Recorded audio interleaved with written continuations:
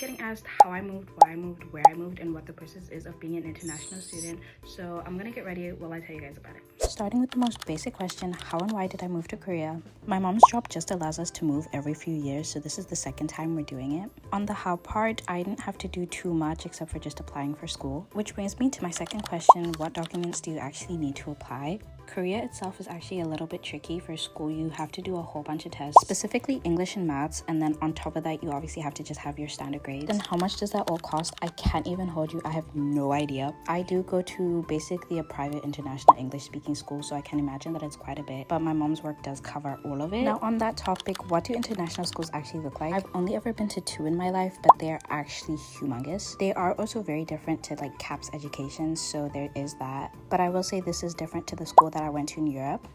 On to the next question, which is what surprised me the most about moving. Asian culture is very similar to Black culture, but I will say socially there are a lot of differences. Like socially, Asians are a lot quieter and more reserved, whereas back home, like people are just loud everywhere and like, you know. So I was kind of just like, wow. Then what do people get wrong about international students? You guys think that everything is like nice and sweet. Like you really be surprised how much you miss home.